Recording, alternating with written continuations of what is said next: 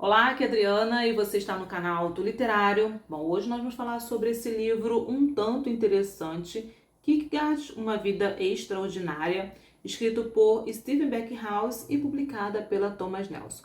Mas antes de começar, eu aviso que eu não sou filósofa, nem estudiosa de Kierkegaard. Aliás, eu nunca li nenhuma obra dele, apesar de ter interesse em ler.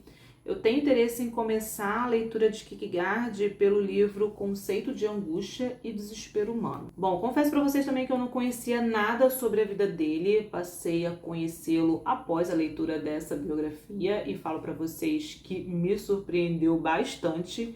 Eu não fazia ideia de como era a personalidade dele e também sobre todos os conflitos e polêmicas em que ele se envolveu na época, além da história de amor com Regine, que foi um tanto triste de acompanhar. Mas o meu interesse com essa leitura realmente é esse, né? Conhecer um pouco mais sobre a vida de figuras proeminentes, pensadores, intelectuais. Eu tenho interesse tanto em conhecer a vida do Kierkegaard, como também, né, como eu falei, as obras dele, apesar de falarem o quanto que as obras dele são obscuras, complicadas, difíceis de ler. Isso é até mesmo relatado aqui no livro, que intelectuais da época dele reconheciam seu talento, mesmo aqueles que não entendiam as suas obras. Inclusive tem um momento aqui na história que fala que ele tinha dois fãs de alto nível, nada mais nada menos que o rei Christian VIII e a esposa dele, a rainha Caroline.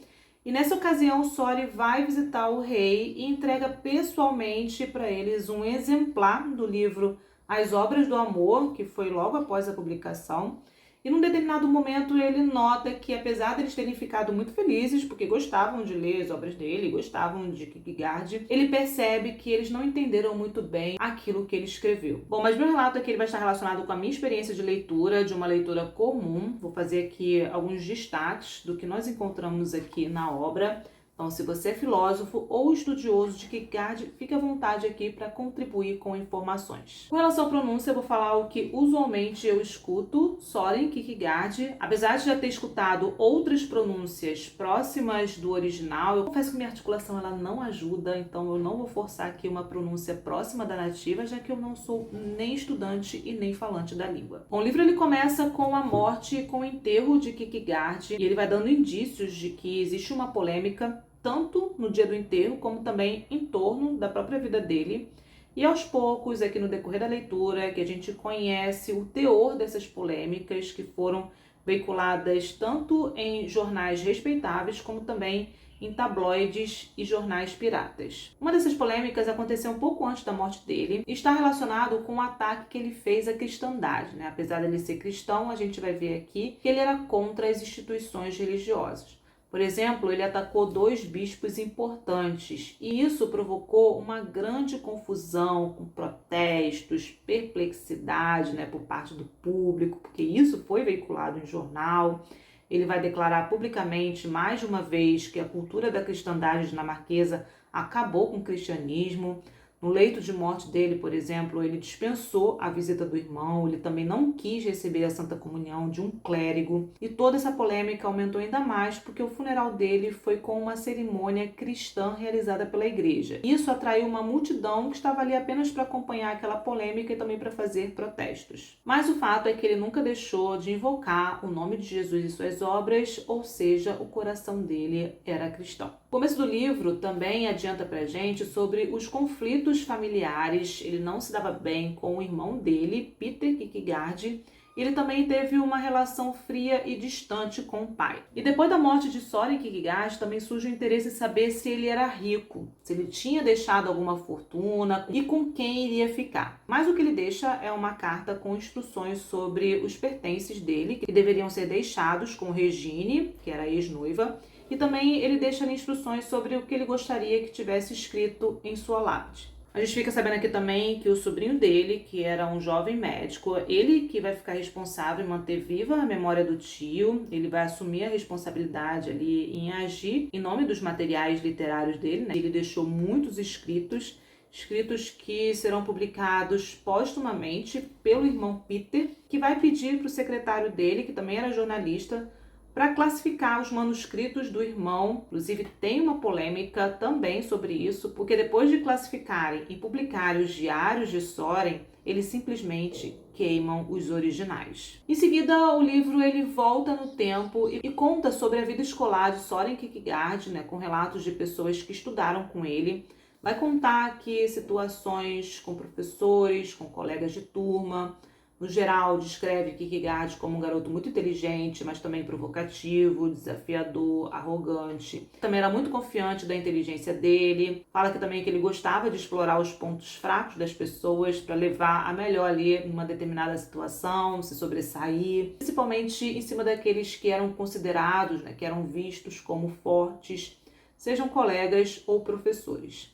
Fala que também que ele era um rapaz solitário, porque o jeito dele também não era lá nada convidativo. A biografia, claro, vai trazer aqui pra gente como era o ambiente familiar, vai falar sobre o pai dele, Michel Kierkegaard. Ele era comerciante, ele alavancou os negócios da família a tal ponto de ficar rico. Além disso, ele era muito inteligente, autodidata. O ambiente familiar, ele era estimulado por discursos eruditos. Então nós temos aqui a influência do pai nessa formação do espírito intelectual e questionador dos filhos. Então tinha um momento que ele se reunia com os filhos e eles debatiam sobre certos assuntos, mas a esposa e as filhas, elas não participavam, nem mesmo elas eram estimuladas a estudar. Apenas Peter e Soren é que seguiram com uma formação acadêmica. Bom, Michel, na verdade, ele teve muitos filhos. Um deles, inclusive, até rompeu com o pai, porque ele queria fazer faculdade e o pai queria que ele seguisse, né, com os negócios da família. Então ele acaba indo embora de casa para poder fazer faculdade, seguir com a vida dele. Só que ele acaba falecendo, se eu não me engano, com 33 anos de idade. E não para por aí, né? A vida da família ela é marcada por acidentes, é marcada por mortes. Os demais membros da família, eles morrem em seguida, ainda novos, a irmã, a mãe, restando apenas o pai, Michel, e os filhos, Peter e Soren. E a condição financeira confortável do pai proporcionou a Soren que ele seguisse com a vida de estudo, com a vida de escritor. Ele mesmo vai financiar ali as suas publicações, pelo menos no começo. O livro também vai trazer aqui pra gente o aspecto religioso, tanto no ambiente familiar dos Kierkegaard, como também na cultura cristã da Dinamarca no século XIX. O pai ele batizou os filhos na igreja luterana do estado, eles eram protestantes, e a religião era muito presente no seio familiar. Aqui também é uma parte bem interessante porque isso tem influência no pensamento do filósofo, né? Ele rompe com a igreja como instituição, mas ele segue o cristianismo e a fé em Jesus. Aos 18 anos ele entra para a Universidade de Copenhague, isso em 1830, para estudar teologia. E durante a vida acadêmica dele, ele fez parte de um grupo de intelectuais e escritores que incluía Hans Christian Andersen, mas eles não eram amigos, muito pelo contrário, né? Ele vai escrever um ensaio, uma revisão crítica, publicado em 1838, não apenas do romance de Hans Christian Andersen, né? Um romance chamado Nada como Menestrel, que foi publicado em 1837, acusando ele de não ter um ponto de vista autêntico, como também ele vai fazer críticas pessoais do próprio autor. E Soren, durante toda a vida dele, ele não abandonou sua natureza contenciosa, ele não abria mão de uma discussão, todo o tempo envolvido em polêmicas, se tornando o antagonista do seu tempo. Pelo menos é essa maneira como a biografia vai retratar Kierkegaard. Os hegelianos dinamarqueses também, eles passariam a ser um dos seus principais alvos de crítica, porque Soren ele começa a formular a sua própria abordagem de Hegel. Então o livro ele vai trazer os principais pontos e abordagens que Kierkegaard faz a Hegel. Bom, e as pessoas descreviam Kierkegaard como um homem mentalmente perspicaz, mas emocionalmente desequilibrado, que ele tinha hábitos e modos estranhos e que ele também tinha modos polêmicos. Sobre a vida amorosa, ele se apaixona por Regine, eles namoram, ficam noivos, mas ele admite que ele não a faria feliz, ele se acha uma pessoa muito complicada, problemático, que ela teria uma vida turbulenta ao lado dele. Além disso, ele tinha um outro propósito maior, né, com a carreira dele, e isso não incluía o casamento, ele também não se via ali, não se enquadrava no estilo convencional de uma vida burguesa. Assim mesmo amando, apaixonado, ele resolve romper o noivado. E isso é um grande escândalo na época, na verdade um escândalo na vida da Regine e da família dela. Era como se ele estivesse desmoralizando a imagem e a honra da Regine e da família dela, pelo menos isso na época era bem grave. Ainda assim, ela tenta impedir que ele termine o noivado. Ela diz que ela sabe quem ele é, que está disposta a enfrentar tudo ao lado dele. Aqui o livro ele fica um pouco mais dramático, mas ele decide ser frio e grosseiro com ela, para que ela se afaste, mesmo apaixonado por Regine. Só que, mesmo ele rompendo o noivado, o pensamento em Regine ele continua e isso é refletido em suas obras, nos seus escritos. Ela acabou se tornando um amor idealizado. E quando Regine ela resolve seguir com a vida dela, ficando noivo de um ex-namorado, né, que ela namorou, na verdade, antes de se relacionar com o Soren, isso vai deixar ele um tanto atordoado, porque ele imaginou que ela fosse morrer sozinha, jurando amar ele. Depois de alguns anos, depois de casada, ele tenta ali uma aproximação, retomar uma amizade, mas não vai ser possível. E depois da morte de Kierkegaard e do marido de Regine, isso por volta de 1896, ela passou a conceder entrevistas para acadêmicos e também para biógrafos, já que as pessoas estavam interessadas em saber mais informações sobre ela, já que ela estava ali sempre presente nos escritos dele. Ela fala que o marido dele nunca teve ciúmes dela, inclusive eles liam as obras do Kierkegaard, e ela falece em 1902, ciente de que ela e Soren, eles tinham entrado para a história, né? Como ele tinha falado para ela isso quando eles se conheceram. Bom, o livro aqui também vai falar sobre o auge da carreira de Kierkegaard como escritor. Ele escrevia incessantemente, ele publicava 2, 3 obras ao mesmo tempo, pelo menos assim, em intervalos curtos. Ele também usava pseudônimos, e isso era muito comum na época.